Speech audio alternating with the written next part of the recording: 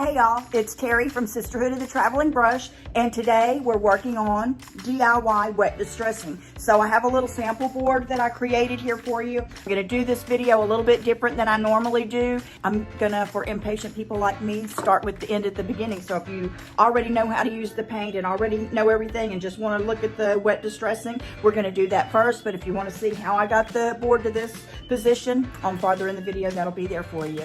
So let's get started. We have here DIY paint. We have old and gray Barnwood Patina, Tarnished Pearl, and Cherry Pick.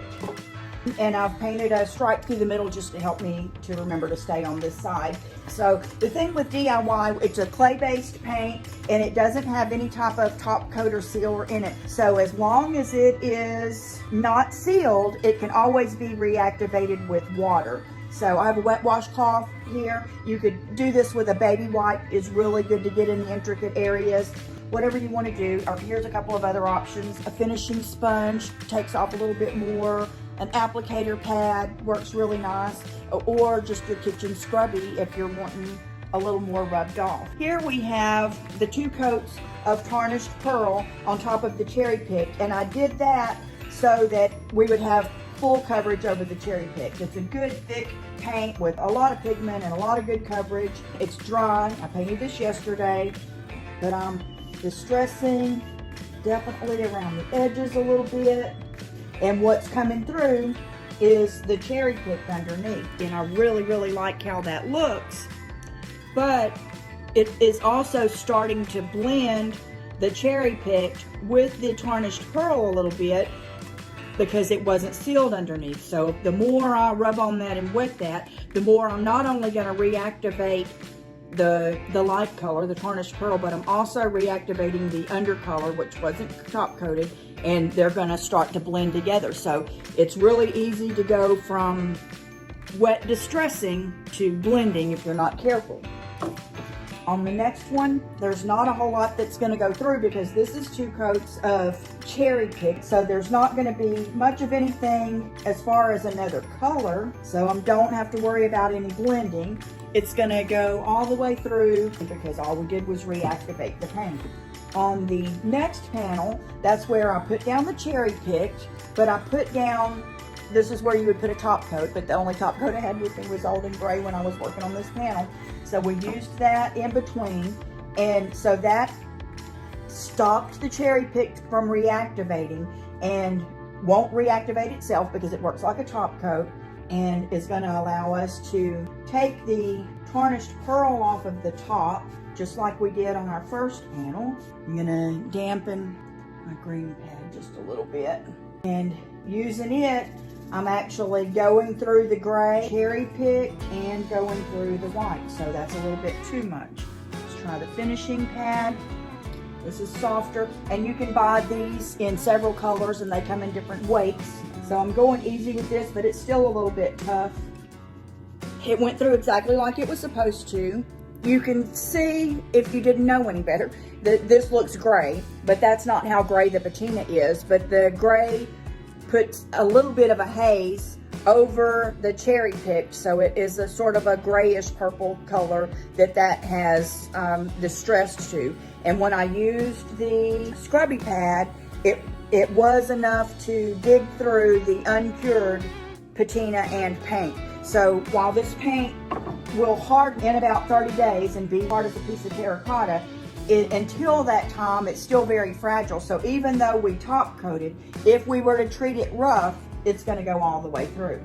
And here for the last one, this is nothing but Tarnished Pearl on top of the gray patina. There really wouldn't be a reason to do this with just the clear top coat, but an instance where you may have something like this happen, say this was a piece of mahogany or something like that, and you were not wanting it to have bleed through, you would use a primer. So you would be going down to that or through. And you can see the difference. It went down to the gray when I rubbed really hard. It went down to the wood, but it went down to the gray patina to show. So it is distressed in that way, but it's not the same color as this one, which allowed some of the purple to show through. Here, this is another one where you can see how DIY paint, how fast it dries, because we went through the top coat and into the other coat, but that's the same color. This is just a lighter coat of it, but there's a little bit of the underwood showing through in our distressing there. So very shortly, this is going to look like this again with just some distressed areas. And then this was the lighter color, the Tarnished Pearl, on top of the cherry picked, and just being very careful and very gentle with the distressing. So I think that's my favorite. I hope that helped. And if you want to see how I prepared the board, just keep watching, and the first part of the video is second. I have cleaned and rinsed and allowed to dry. This is a piece of plywood cabinet. Well, cut it here. I'm gonna put my cherry picked on bottom. There's not much left in here, so I'm gonna go ahead and use right out of the container. So I'm gonna dampen my brush. And there's 4 areas on this, so I'm going to do them all a little bit differently.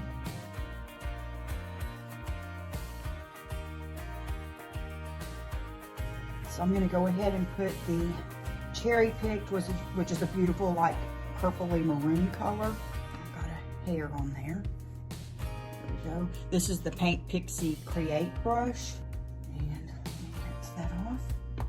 I'm going to put just the Olden Gray, which is like a patina top coat, to give a Barnwood finish on the last segment. This one's almost dry. I'm going to put the Olden Gray here now as kind of a sealer. I probably could have let this dry a little bit more. See where it's smearing right there? That's my fault. But I'm going to do this anyway. And I'll put a couple of coats because of this picking up the lower coat. But this does good to kind of show you how that does. If you don't let your lower coat dry and you put something that has a water base over it, it's going to reactivate what's underneath, which is what's happened here. I sat in my bucket of water here, dropped a drop of water there, there, and there. That paint is reactivated, so I have to now wait for that to dry. So we're right now gonna let this dry. Okay, I just put another coat of cherry picked, a second coat here.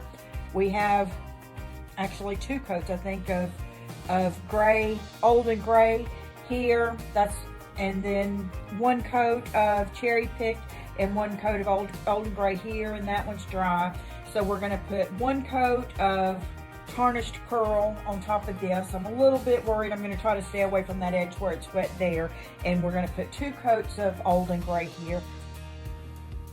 Let that dry a tad, and we'll put the Olden Gray first. This is supposed to give like a Barnwood type of a look finish to your wood. That's the purpose of this Olden Gray, but I'm using it as a top coat to seal this cherry picked. Remember earlier, whenever we put that coat of Olden Gray on the cherry picked, because it's water based, it reactivated some of the cherry picked and left a little bit of a sort of a lavender look to the paint there. So you can see it's not doing that this time because the first coat sealed it. We're getting close to this edge now, so anything could happen. Got a little bit of a smear there. That's where just a tad of water apparently was on my finger and I couldn't even see it, and it reactivated that little bit there.